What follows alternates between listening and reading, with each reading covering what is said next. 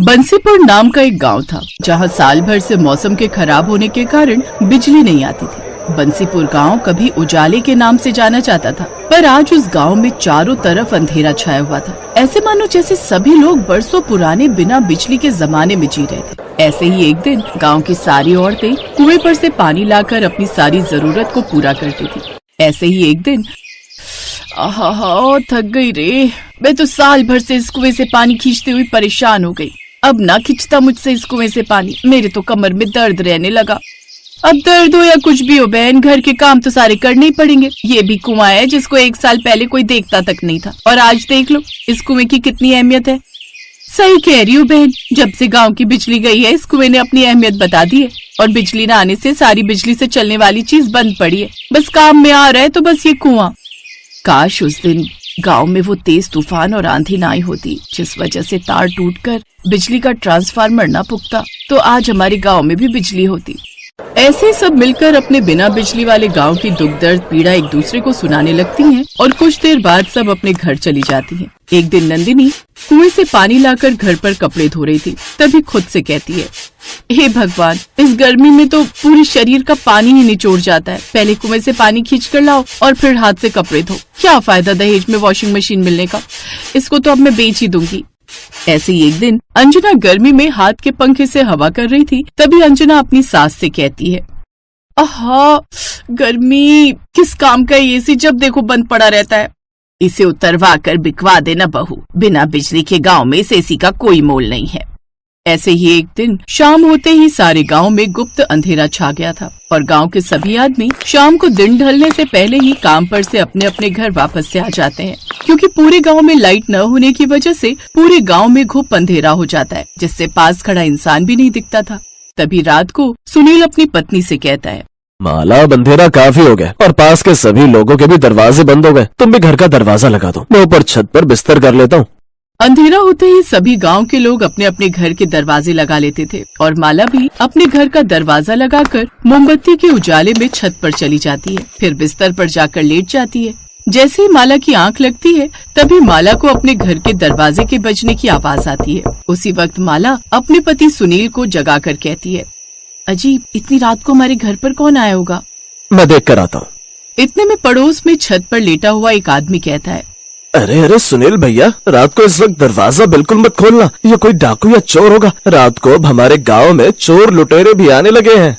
पड़ोसी की बात सुनकर सुनील दरवाजा खोलने के लिए नहीं जाता है। अब गांव में बिजली न होने के कारण रात के अंधेरे में 4 लुटेरों की भी आने की दहशत लोगों में फैल गई। फिर सारी रात सभी लोगों की चोर डाकू की दहशत में गुजरी। फिर एक दिन दोपहर को गांव के सारी औरतें पेड़ के नीचे बैठकर आपस में वार्तालाप कर रही थी। तभी अंजना की सास कहती है, मुझे नहीं लगता बहन अब कभी हम लोगों को बिजली नसीब होगी। धीरे धीरे आज 2 साल होने को जा रहे हैं लाइट आने की उम्मीद में, पर मुझे नहीं लगता अब कभी लाइट आएगी हमारे गांव में। अरे माँ जी, लाइट से याद आया, मैंने स्कूल में सोलर सिस्टम के बारे में पढ़ा था, उसे हम बिजली की तरह इस्तेमाल कर सकते हैं। कैसे बहू? माँ जी, ये सोलर एनर्जी यानी कि सूर्य की ऊर्जा, इसका इस्तेमाल करने से हमारे आसपास का एनवायरनमेंट अच्छा होता है, जिससे पर्यावरण को भी कोई हानि नहीं होती है। इससे हम अपनी लाइट की जरूरतों को भी पूरा कर सकते हैं।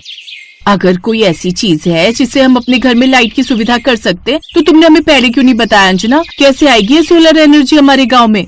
इसके लिए हम सबको अपने अपने घर की छत के ऊपर सोलर प्लांट लगवाना होगा, जो सूरज की किरणों से चार्ज होगा, और उससे हमें एनर्जी मिलेगी। ये थोड़ा महंगा जरूर होता है, पर हालातों को देखते हुए बस अब यही नजर आ रहा है। गांव की सभी औरतें सोलर पैनल लगवाने के लिए तैयार हो गई, और अगले दिन ही गांव की सभी औरतों ने अपनी अपनी छत पर सोलर पैनल लगवा लिए, जिससे गांव के कुछ घरों में बिजली आ जाती है। तभी नंदिनी अपनी सास से कहती है, माँ जी देखो, टंकी में 2 साल बाद पानी आया है। ये तो तुम सही कह रही हो बहू, पर ये सोलर पैनल हमको महंगा पड़ा है। गांव में अभी आधे से ज्यादा घर हैं जिनमें अभी लाइट नहीं थी, क्योंकि वो लोग इस सोलर पैनल का खर्चा नहीं उठा पाएंगे। ये तो आप सही कह रही हो माँ, हमारे घर तो रोशन हो गए, पर अब भी ऐसे घर हैं जो बिना रोशनी के पड़े हैं। नंदिनी और उसकी सास ऐसे बिना रोशनी के घर की बात सुनकर उदास हो जाती है, और वहीं दूसरी तरफ कमला की लड़की पिंकी कहती है, माँ, हमारे गांव में बिजली आ गई है। देखो, नंदिनी आंटी के घर में लाइट चल रही है। नहीं बेटी, बिजली नहीं है, नंदिनी आंटी ने सोलर पैनल लगवाए है। तो हम भी पापा से बोलकर सोलर पैनल लगवा लेते हैं। नहीं बेटी, हमारे पास इतने पैसे नहीं है जो हम सोलर पैनल लगवा सके। ऐसे ही गांव के किसी घर में लाइट आ रही थी तो किसी घर में नहीं थी। यही सिलसिला जारी रहा और एक दिन फिर से गांव की सभी औरतें उस पेड़ के नीचे बैठी थीं और आपस में बातें कर रही थीं। नंदिनी भाभी, अब तो एसी की हवा में अच्छी नींद आती होगी तुमको। तुम्हारे घर में तो लाइट आ गई और एक हम है, पूरी रात 1 मिनट को आंख नहीं लगती गर्मी के मारे। क्या मजे आ रहे हैं कमला दीदी, कर्जा लेकर लगवाया था ये सोलर पैनल, अभी तक नहीं उतरा सर से कर्जा। बड़ा ही महंगा पड़ा ये सोलर पैनल, इससे अच्छी तो हमारी लाइट ही ठीक थी। कमला और नंदिनी की बात सुनकर अंजना कहती है, मैं ये सोच रही थी क्यों ना हम लोग गांव में बिजली लाने का ही कुछ जुगाड़ करें। पर हम गांव में बिजली कैसे ला सकते हैं जब आज तक मर्द लोग इस गांव में बिजली नहीं लेकर आ सके। हम मर्द लोगों से कम है क्या? वैसे भी गांव में बिजली मर्द नहीं बल्कि हमारी शिक्षा लेकर आ सकती है। आप लोग कहो तो हम लोग कल ही बिजली दफ्तर चलते हैं और अपने गांव में बिजली ला कर दिखाएंगे। अंजना की बात सुनकर गांव की सारी औरतें राजी हो जाती हैं और अगले दिन ही गांव की सारी औरतें बिजली दफ्तर चली जाती हैं। सभी औरतों ने मिलकर सरकारी दफ्तर में जाकर बिजली की अपील की और सरकारी कर्मचारी ने अंजना को एक फॉर्म भरने के लिए दिया। इस फॉर्म को भरना है, पेन मिलेगा आपके पास? सरकारी कर्मचारी अंजना को पेन मांगते हुए देख हैरान हो जाता है और कहता है, आपको ये फॉर्म भरना आता है? जी आता है। अब आप पेन देंगे मुझे? सरकारी कर्मचारी अंजना को पेन देता है और अंजना पूरे फॉर्म को इंग्लिश में भर देती है, जिसे देख कर्मचारी भी शॉक में रह जाता है। 3 दिन बाद फिर से आना, थोड़ी और कानूनी कार्रवाई होगी। उम्मीद है सरकार आपकी मदद जरूर करेगी। और वो सारी औरतें फैसला कर लेती हैं कि वो गांव में लाइट लाकर रहेंगी। और अंत में एक दिन गांव में सरकारी कर्मचारी बिजली जोड़ने के लिए आ जाते हैं। अंजना का पति मुकेश कहता है, आखिरकार हमारी गांव की औरतों ने गांव में बिजली के तार जुड़वाई दिए और उनकी मेहनत रंग लेकर आई। सभी लोग गांव में 2 साल बाद बिजली आने के इंतजार में खुश हो रहे थे और थोड़ी देर बाद बिजली के तार जुड़ जाते हैं और गांव के सभी घर और सड़कें उजागर हो जाती हैं। ये लाइट आ गई। सभी बच्चे लाइट आने की खुशी में बाहर सड़क पर रोशनी में नाचने लगे। पूरे 2 साल बाद बंसीपुर गांव में लाइट आई थी। अब घर में पड़ी सूखी टंकियों में भी पानी आना शुरू हो जाता है और गांव के सभी लोग रात को सड़कों पर खड़े होकर लाइट का आनंद ले रहे थे।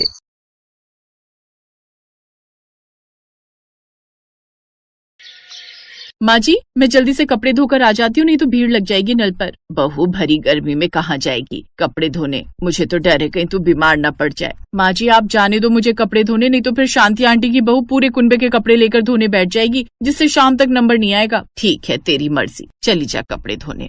रीता कपड़े लेकर नल पर धोने चली जाती है। ये कहानी है एक गरीब परिवार की जो जौनपुर गांव में रहता था। उस गांव में बिजली आने का कोई साधन नहीं था। उस परिवार में एक सास और उसकी एक बहू, एक बेटी और 2 बेटे रहते थे। बड़ा वाला बेटा उमेश गांव में रहता था, जो मेहनत मजदूरी करके अपना घर चलाता था, और दूसरा बेटा सौरभ शहर में रहता था और एक रोज वो शहर की लड़की से ही शादी कर लेता है। शादी के बाद अपने गांव में कुछ दिनों के लिए रहने आता है और जैसे ही उसकी सास अपनी छोटी बहू को देखती है, उसको घर के बाहर ही रोक देती है। ये लड़की अंदर नहीं जाएगी। पर माँ क्यों? ये बहू है आपकी।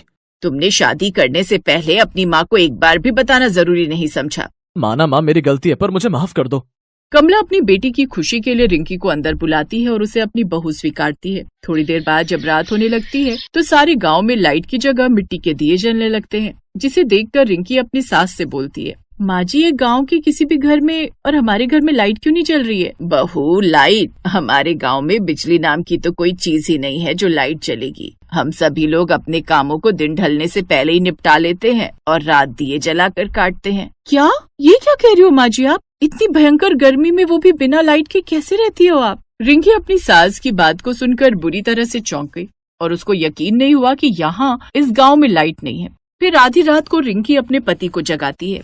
ये कहाँ लेकर आ गए हो तुम मुझे? मैं चैन की सांस भी नहीं ले पा रही हूँ। पता भी है कितनी गर्मी लग रही है। अरे यार रिंकी सो जाओ, ये कोई समय उठाने का? आंख बंद करके सो जाओ, नींद आ जाएगी। सौरभ ऐसे बोलकर सो जाता है और रिंकी सारी रात करवट बदलती रही और पूरी रात गर्मी की वजह से सो नहीं पाई।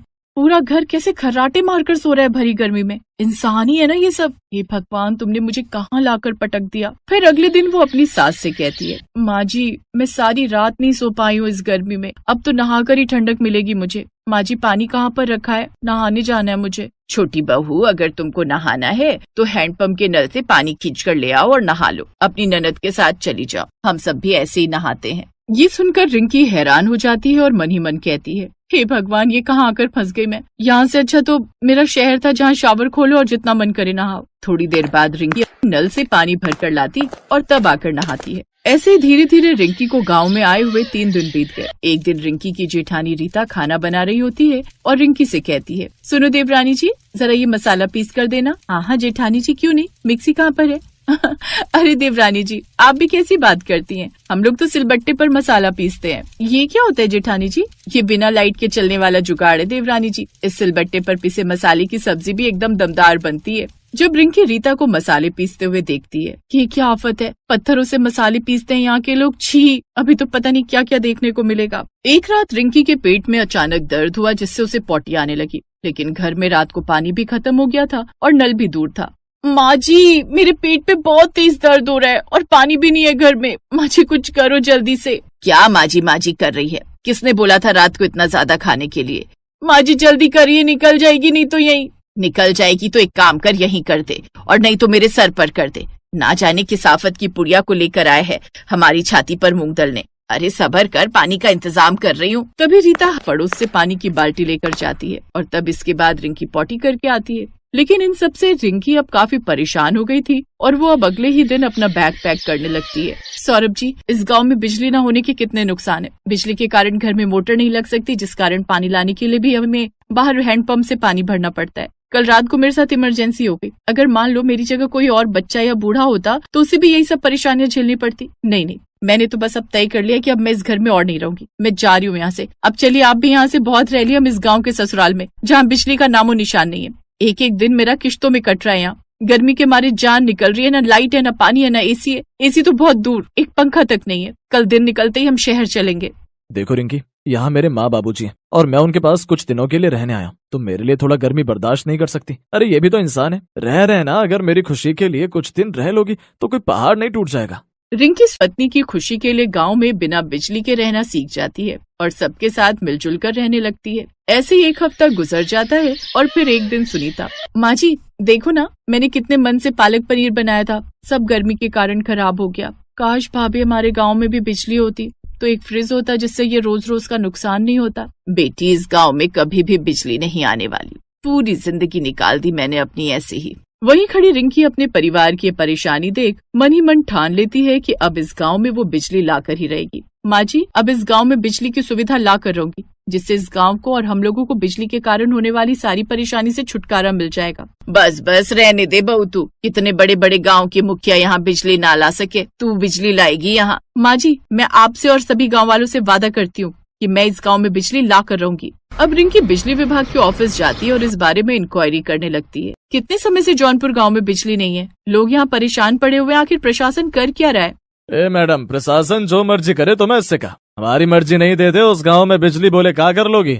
बड़ी बदतमीज है आप। लेकिन डोंट वरी, मैं भी आपसे ऊपर के ऑफिसर के पास जाऊंगी, लेकिन जौनपुर गांव को बिजली दिलवा कर ही रहूंगी। ये कहकर रिंकी उस सरकारी दफ्तर से बाहर आने लगती है। तभी उसे वहाँ काम करने वाला गार्ड सबकी नजरों से बचते हुए बोलता है, रुकिए मैडम, जौनपुर गांव के लिए बिजली का प्रस्ताव तो सरकार की तरफ से कब का पास हो चुका है, लेकिन कुछ भ्रष्टाचारी अधिकारी हैं जो इस गांव में बिना कमीशन लिए बिजली पास ही नहीं कर रहे। पूरे 30 लाख की डिमांड है उनकी, और अब गांव के गरीब लोग इतना पैसा कहाँ से लाएं? लेकिन तुम्हें ये सब कैसे पता? क्योंकि मैं भी उसी गांव में रहता था, लेकिन बिजली न होने के कारण मेरे छोटे छोटे पोता पोती को काफी दिक्कत होने लगी थी, जिस कारण मुझे मजबूरी में वो गांव छोड़ना पड़ा। और यहाँ नौकरी करते हुए मुझे पता चला कि गांव तक बिजली न पहुंचने का असली कारण भ्रष्टाचारी लोग हैं।